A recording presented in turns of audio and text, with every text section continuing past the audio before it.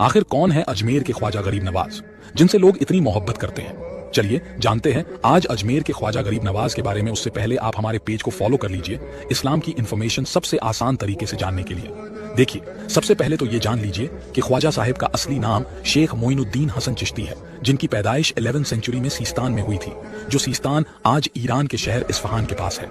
ख्वाजा साहब ने सिर्फ 9 साल की उम्र में ही पूरी कुरान याद कर ली थी, और वो जब 11 साल के थे तो उनके वालिद वफात कर गए।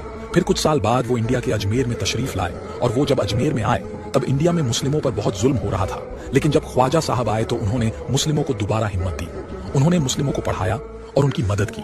और जब वो अजमेर में थे तब उन्होंने बहुत सारे लोगों को इस्लाम की दावत भी दी, जिससे बहुत सारे लोगों ने इस्लाम की खूबसूरती देखकर इस्लाम कबूल किया। लेकिन कई बार ख्वाजा साहब पर मुसीबत भी आई, क्योंकि इस्लाम के दुश्मन उस वक्त भी थे और वो चाहते थे कि इस्लाम खत्म हो जाए। लेकिन ख्वाजा साहब ने अपनी पूरी जिंदगी इस्लाम के लिए सौंप दी और 12वीं सेंचुरी में वो वफात कर गए। और उनके बाद मुगल बादशाह गयासुद्दीन ने उनकी दरगाह बनवाई, और मुगल बादशाह हुमायूं ने, अकबर ने, शाहजहां ने और औरंगजेब ने इस दरगाह की हिफाजत की। और बादशाह अकबर तो कई बार ख्वाजा साहिब की दरगाह गए थे। हालांकि ख्वाजा साहिब बहुत अमीर थे, क्योंकि वो एक तजीर भी थे, लेकिन उन्होंने हमेशा अपनी पूरी जिंदगी गरीबों की मदद करने में गुजार दी थी। इसीलिए ख्वाजा साहब को ख्वाजा गरीब नवाज भी कहा जाता था। इस वीडियो को शेयर करें। अपना वक्त देने के लिए शुक्रिया।